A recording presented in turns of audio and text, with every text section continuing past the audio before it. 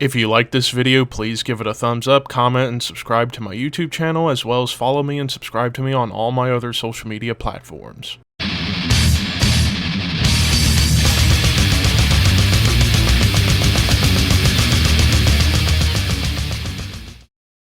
What's up, Thrashers, and welcome back once again to the Thrash Maniac 99 YouTube channel, and I am back with yet another episode of Under the Radar for you guys. Pretty much going forward with this series, I'm only going to limit myself to 4 albums per episode, just because I feel like, even though it's been a successful series, especially whenever I do more than 4, like 5 or 6, I feel like sometimes I end up biting off more than I can chew when it comes to this series, so I'm only going to limit myself to 4 albums every week for Under the Radar, and that will be that. So, to kick off this week's episode, we're talking about albums that came out on September 30th, and the first one I'm talking about is Graceless with Chants from Purgatory. So this is the second full-length from this Dutch death doom band, and they've only been around for a couple of years. Features a couple of members of the band Soulburn, and one of those guys from Soulburn was also in the band Grand Supreme Blood Court. So immediately, whenever I think Dutch and Death Doom, I immediately think of Asphyx, and largely this album is very inspired by Asphyx, but also inspired by Bolt Thrower a little bit. So it's like a hybrid of Asphyx and Bolt Thrower. About maybe 75% Asphyx, 25% Bolt Thrower. You get some really heavy, doomy riffs, some awesome grooves, some unique death growls going on here, and production-wise, everything is pretty even-kiltered. Even the bass kind of comes through in the mix quite well. So there are some awesome riffs and some great songs on this album. However, it does feel a little bit derivative. It's like whenever they're channeling their inner Asphyx and showcasing influences, they're like teetering right on that line of just sounding a bit like a copycat, but they don't ever cross that line. They're just, if anything, just rubbing against it. But it is a great band to take reference from, Asphyx, of course. But aside from that, this is actually a very good album. I give this one an 8.5 out of 10. Definitely a lot of potential with this band going forward, and one of the better Death Doom releases I've heard this year. Definitely check it out. Now for the second album I'm talking about for this week's Under the Radar, I am checking out the latest offering from Brazilian band, and I'm gonna have to remember this, Power from Hell with Shadows Devouring Light. So, yeah, this is a band that's been around since the early 2000s, but I'd never heard of until now. And they started out as kind of more of like a blackened thrash band. This album, on the other hand, this isn't blackened thrash. This is more or less straight up black metal. And as I always say whenever I'm talking about a black metal band, I am very, very picky about black metal. If it's got too much in the way of blast beats and tremolo riffs, like just constantly throughout, I lose interest in it pretty quickly. This album certainly has tremolo riffs, but it has occasional blast beats. It's more thrash beats than anything, like still retaining a little bit of their thrash influence, but you do get some like more mid-tempo stuff, some more groove-oriented riffs and tempos going on in and out of the songs. And yeah, it's certainly atmospheric, cold, evil sounding, definitely kind of like mixing a little bit of like middle era Dark Throne, a little bit of early Bathory, and maybe even a little bit of Dissection, because it does get melodic at certain points in time throughout the album. But overall, this was a pretty solid black metal album. I give this one an 8 out of 10. Like I said, black metal, I'm very picky about it, but here, this band does it right. The only complaints that I have is sometimes the vocals get a little bit buried by the instrumentation, and I do wish the vocals could have been just a little bit better, but that's a very minor complaint at best. 8 out of 10 for Power from Hell. Now for the third album I'm talking about from September 30th is the sophomore effort from American technical death / avant-garde death metal band, and that is Acausal Intrusion with Seeping Evocation. So this is their second album. This band's been around for only 2 years, formed back in 2020.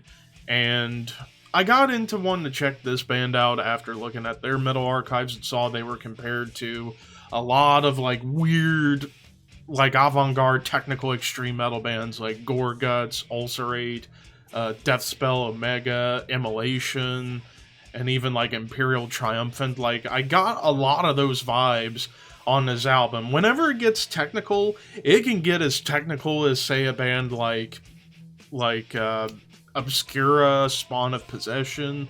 Like, it does get to that level of technicality, but it's very avant-garde in the atmosphere and the experimentation that's going on within the songwriting. Like, you get a lot of, like, drawn-out sections where it's just all about making you feel as uncomfortable as possible.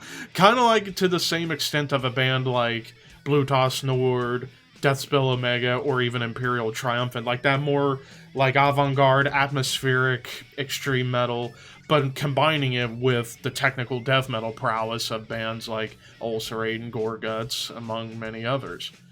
Now, there's a lot of like quirky melodies that are being unleashed on this album. Now, the thing of this album for me that didn't work, of course, because it's avant-garde metal, and avant-garde isn't typically my favorite style to listen to, and it's very hit or miss for me, and there were some moments where they kind of just dragged on the whole dark ambient vibe a little bit too long, and some of the songs were, I think, long for the sake of being long. But there are some really cool riffs. The vocals are just downright disgusting. The production is about as lo-fi as you can get in modern day standards without it sounding like it was recorded out of a boombox. So overall, this was an 8 out of 10. I thought this was actually a pretty good album for the most part, for the experimentation, the technical prowess, and just the downright cavernous sound that you get. It's just whenever you get into those ambient sections that just get drawn out for too long, that's where the album suffered, at least in my mind.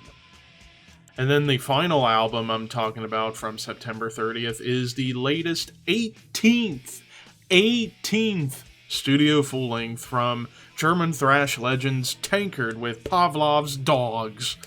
So yeah, Tankard, the forgotten fourth band of the Teutonic Big Four of German thrash, along with Sodom, Creator, and Destruction. Now, full disclosure, I've never been the biggest fan of Tankard, only because it's like they like to sing about beer a lot, and it does get a little old after a while, but the music is pretty high energy and pretty fun, and, well, this album is no different. However, one thing I was not expecting with this album was the sinister guitar tone that you get on this album. Like, they tuned down to E flat, which, not usual for Tankard, at least from the songs that I've heard. They always played in standard. So they go to E flat to give it that more sinister bite to the guitars. And, like, lyrically, yeah, you get a little bit of the beer fun tracks, especially like Lockdown Forever.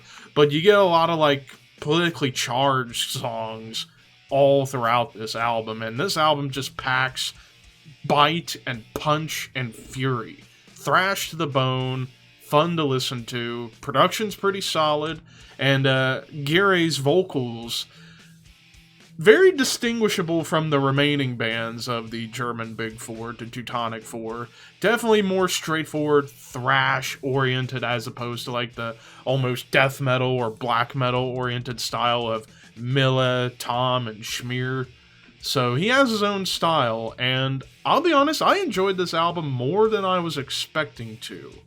Of course, the one downside I have is that I feel some of the songs kind of dragged on a little bit, and this album's almost an hour long. I feel like if they would have trimmed the fat on some of these songs, I think it would have made the album much stronger. For those reasons, I'm giving this one an 8.5 out of 10. It's really good regardless of either way you slice it. I enjoyed it, and you should too. And that does it for this week's Under the Radar for the albums of September 30th. Now, next week's episode's going to be a bit of a mini episode. It'll be like 2 or 3 albums I'm going to be covering in next week's episode. But until then, horns high. See you guys later.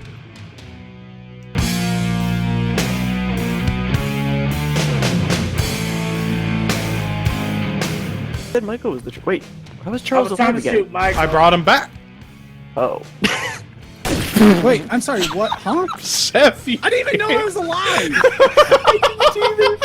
And you brought him back as an innocent person? He's dead. I thought he was dead. Damn it!